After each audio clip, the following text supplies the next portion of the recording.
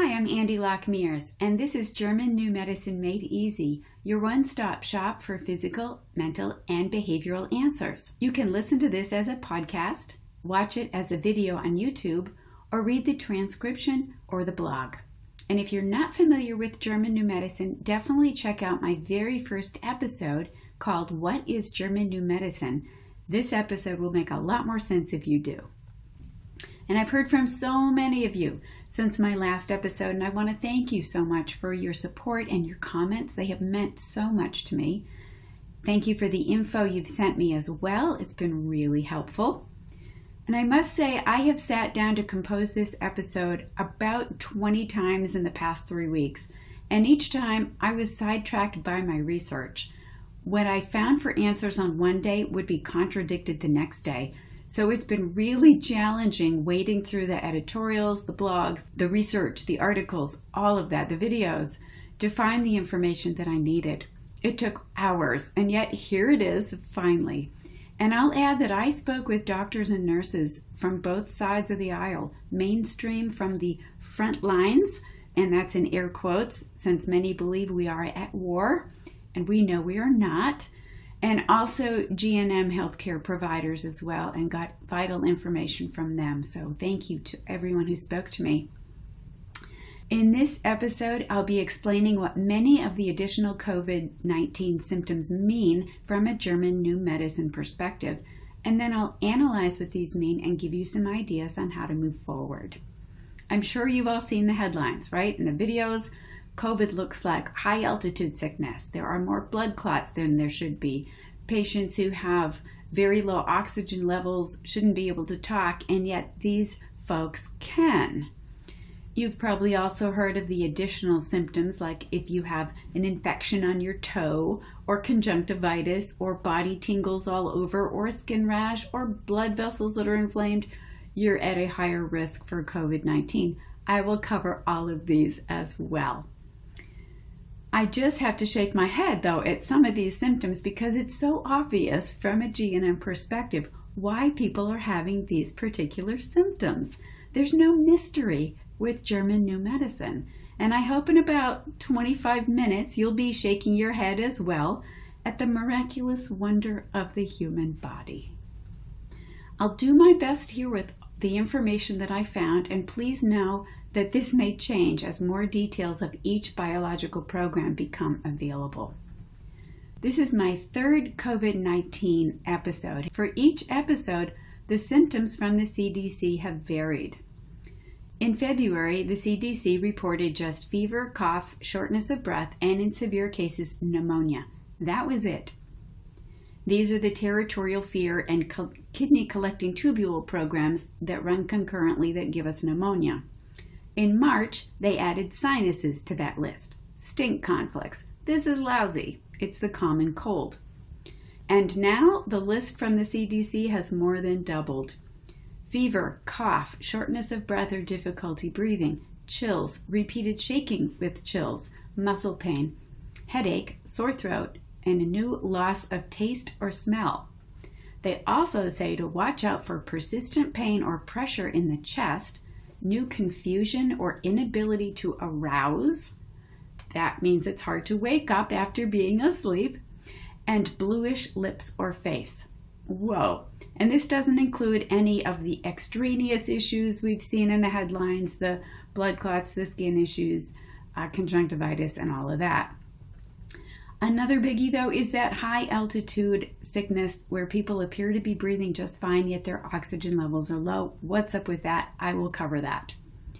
All of us who know GNM have totally expected these additional symptoms because we know how the body works. We understand how it works.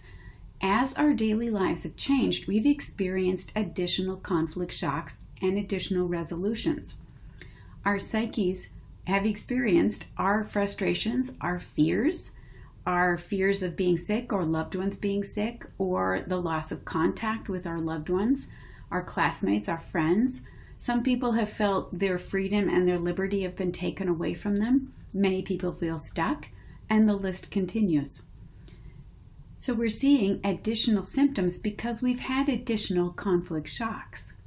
And again, these symptoms were expected because of how our media and our governments have spread fear and created hardships in our lives, all with hopefully in the intention of keeping us informed and keeping us healthy.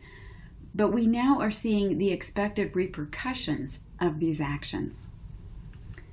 Let's start with the first grouping of the CDC symptoms, and I'll start with the first one, which is fever. Fever is at the top of the list, and I've seen reports that it gets up to about 105 Fahrenheit, or that's 40.5 Celsius. This would indicate the healing phase of an organ or tissue formed by the ectoderm germ layer. The highest temperatures are with these. The presence of a fever tells us that the conflict has been resolved and the person is now in the healing phase. Their body is attempting to restore homeostasis. Next, the chills and the headache, like the fever, are common symptoms for healing phases, and they may increase in the epicrisis. The headache is caused by the expected edema or swelling in the lesion in the brain. It's a protection of the brain, so it's a good thing. The next time you have a fever, just remember to put a bag of ice on your head, and that will help to reduce the edema. Muscle pain is next, and this is one of the newer symptoms. Doctors are saying this is in about 15% of coronavirus patients. They're labeling it as myalgia, which means it's inflammation of soft tissues, such as ligaments, tendons, and fascia. They're also calling it joint pain. Generally, these body tissues are associated with self-devaluation conflicts. It's feeling less than and a loss of self-esteem. Now, keep in mind, you can also experience a conflict shock for someone else. So if you feel bad that your loved one is sick, or if you're feeling horrible that thousands are sick, these feelings can also cause us to experience a conflict shock. And in this case of connective tissue, it's a self-devaluation conflict, feeling less than in the location where it's located, and this is the chest.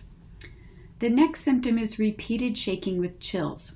And I couldn't really determine what kind of shaking was occurring, what it looked like, so I'm going to give you two possibilities. First, chills are common in any healing phase where there's a higher temperature.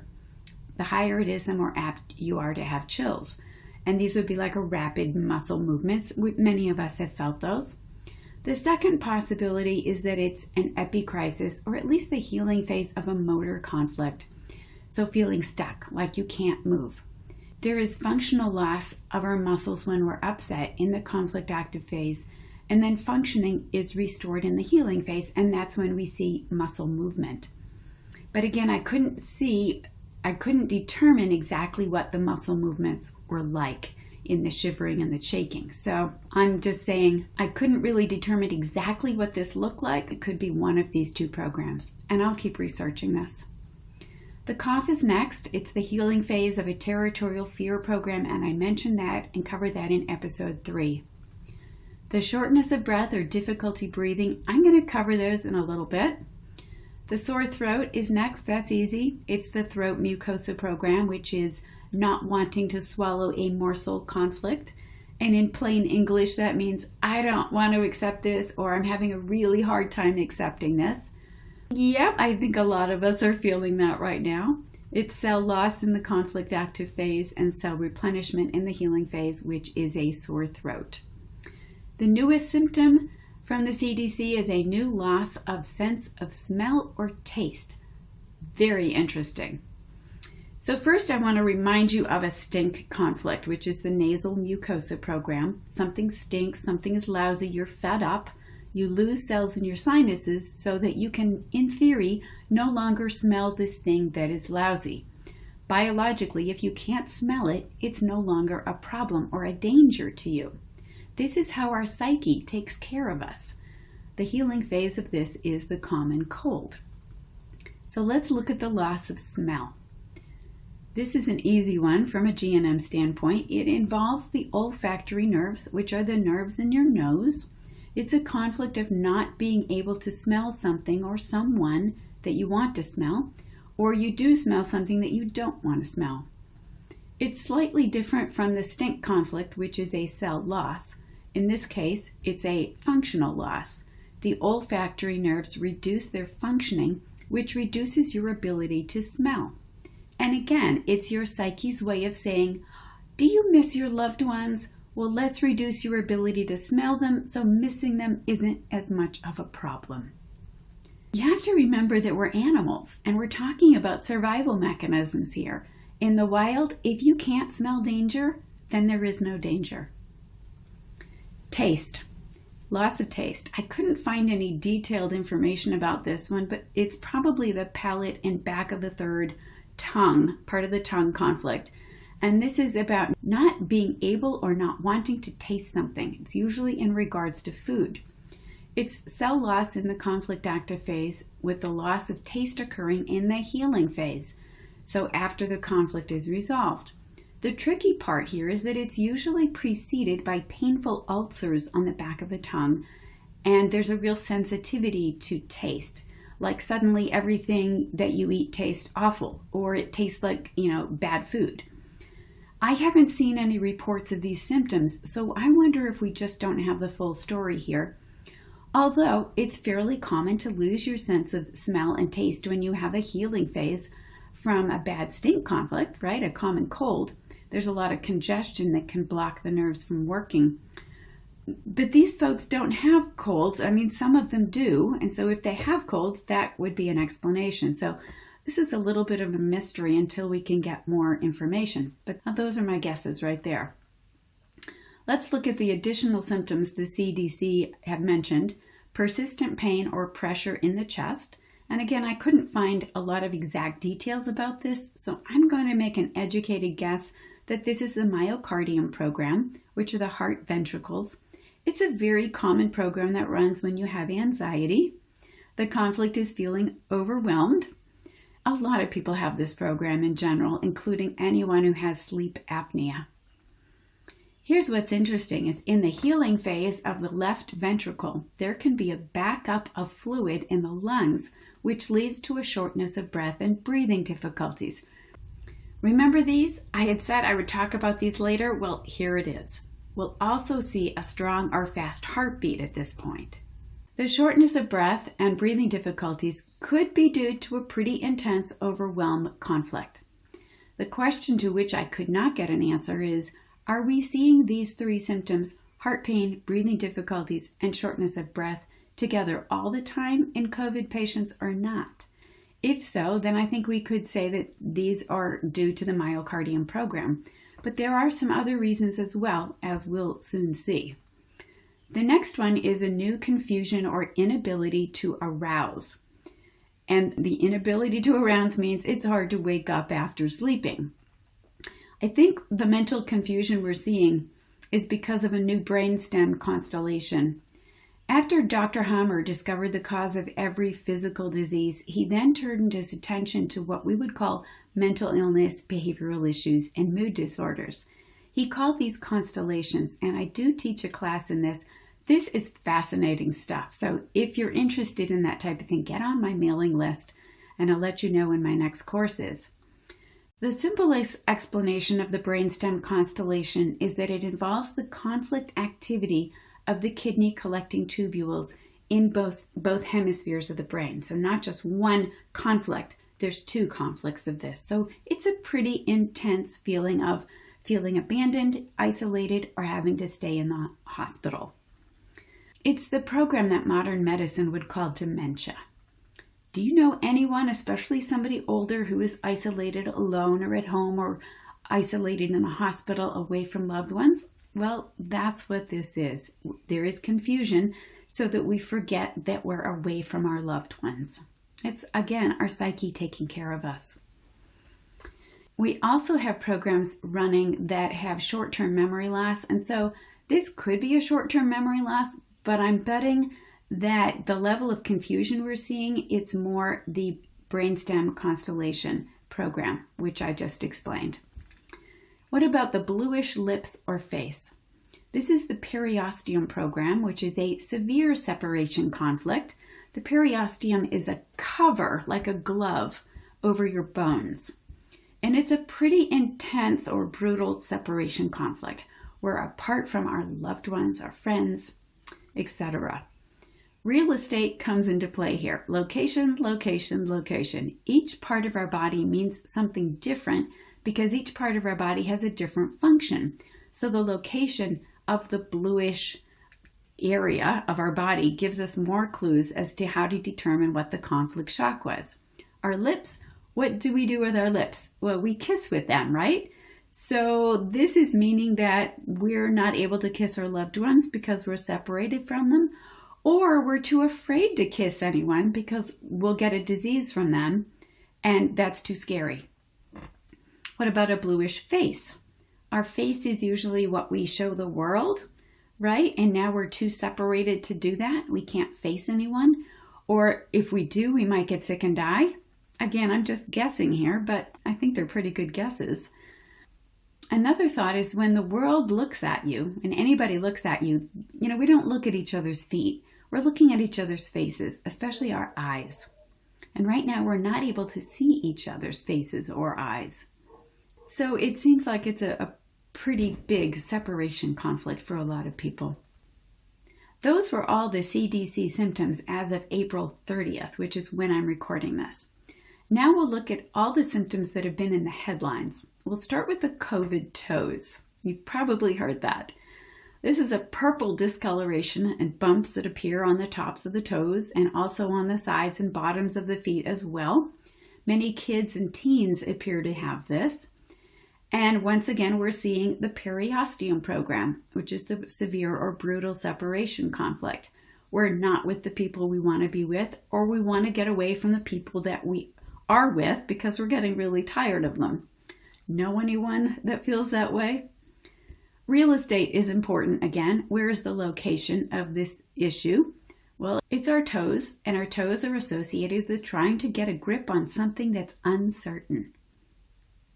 And toes and our feet are associated with wanting or not wanting to leave a certain place, to move to a new location, or maybe trying to kick someone away or something away, or the ability to move, to dance, to play sports, or simply go to the store. And now our feet aren't able to do this. That's what it looks like. And we're seeing this more in kids. So parents, it's really important that you be as creative as you can to connect them with their friends. This leads us to the skin issues. Doctors are seeing a measles-like rash, a hive-like rash on the torso, in addition to the COVID toes. And this is more in adults on the torso. And this is a separation conflict. And again, look at location. What do we do with our torsos? In my world, when I give someone a hug, our torsos are probably going to touch, probably in your world too. I think that's the most obvious torso rash conflict. We're missing our loved ones, or we're afraid of touching our torsos. We're afraid of hugging because we're going to get sick and die. So it's all of those things.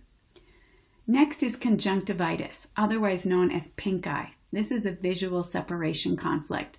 We can't see someone when we want to, or we see someone and we don't want to.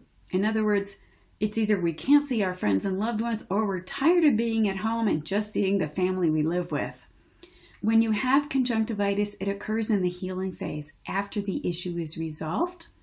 So I wonder if we'll see more of this as time goes on. The next symptom is body tingling. This means you're in the conflict active phase of the periosteum program, which I've already mentioned, the bluish lips and face, the brutal separation conflict. If your whole body is tingling, then we may start to see rheumatism, that's in air quotes, and Raynaud's disease, also in air quotes. These are both longer lasting conflict active phase symptoms. Who knows? We may also see neuropathies, which are also in the conflict active phase. And once we're back to normal, life is back to normal, and this program really resolves, we'll probably see an increase in numbness in our body, and I can't even imagine what these folks will be diagnosed with at that point. The next symptom is kidney failure. According to Alan Klager, who's a nephrologist at the Yale School of Medicine, nearly half of those hospitalized with the virus have blood or protein in their urine, which shows there's early damage to their kidneys. I've already mentioned the kidney collecting tubule program, with the brainstem constellation, the mental confusion or dementia. I really wanted to find out more info about the folks with COVID, diagnosed with COVID, who also have kidney failure. If maybe the prevalence of confusion is higher with them, but I couldn't find that. The reason we're seeing a higher number of kidneys that are failing is because they have the kidney collecting tubule program, which is the abandonment, isolation, or fear of abandonment or isolation, or hospital conflict, not wanting to be in a hospital or fear of going into one. I think it's pretty obvious why a lot of kidneys are failing right now. Lastly, I want to discuss the patients who appear to have the high altitude sickness. They arrive in the emergency department without breathing difficulties, even though their oxygen levels appear very low, as if oxygen isn't being circulated in the body. This is baffling to doctors because with low oxygen saturation rates, there's usually a lot of not only breathing difficulties, but talking difficulties. And that's not so with COVID-19 folks. They have low oxygen saturation rates, and yet they are easily talking on their cell phones. And I'm also going to tie in the increase in the blood clots and the blood vessel inflammation that doctors are seeing. So what is this?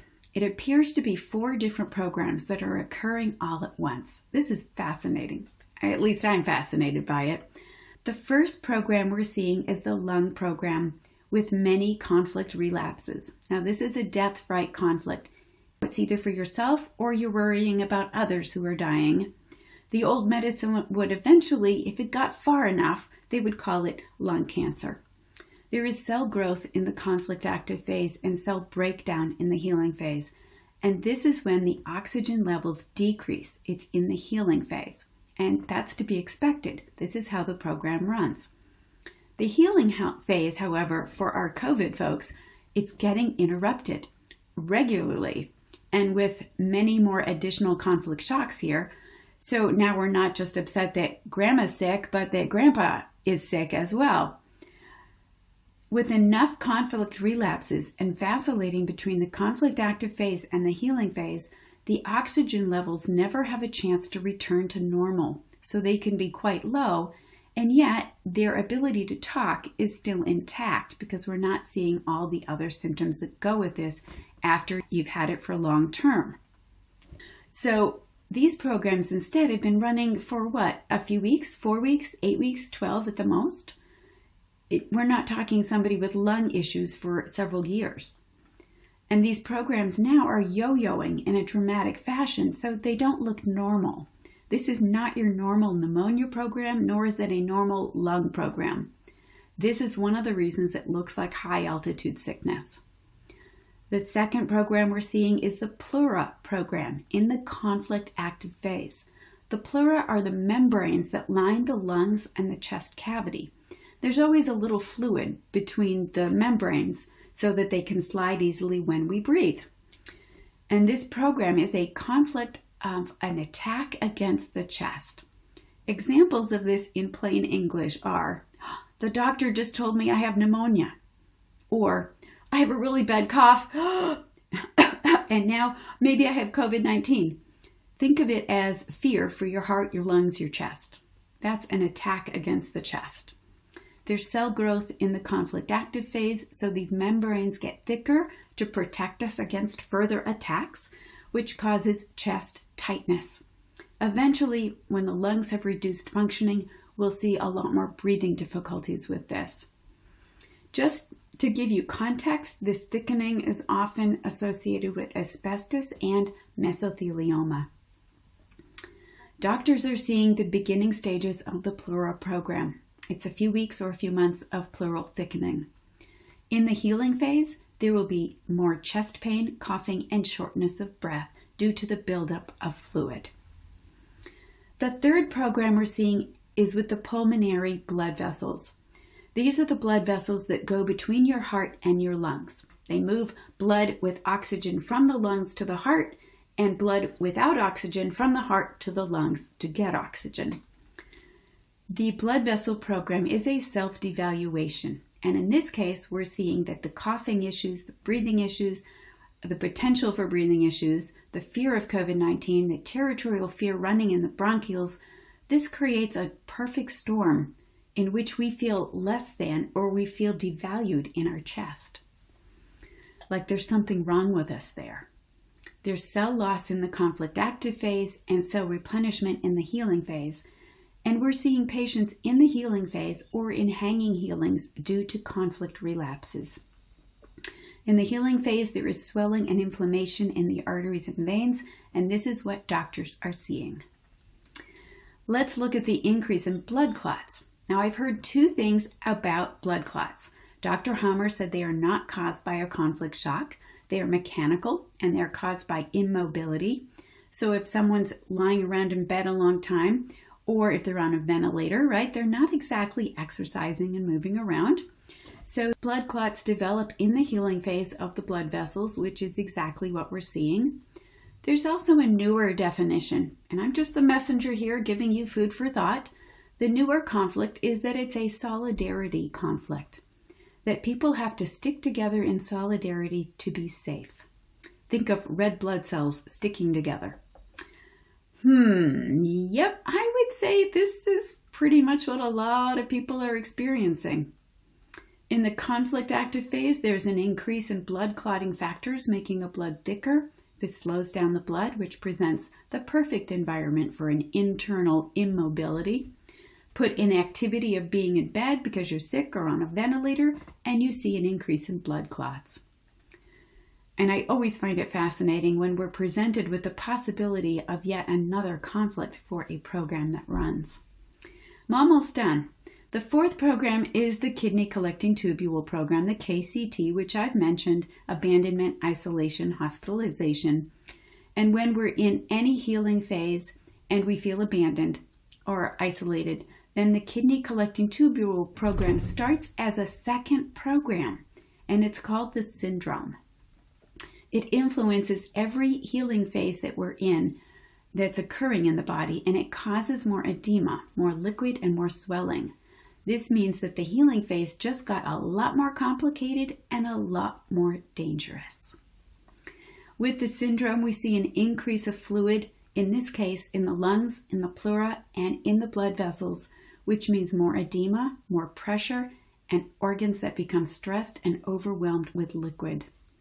At some point early in the running of these four programs, the symptoms resemble high-altitude sickness.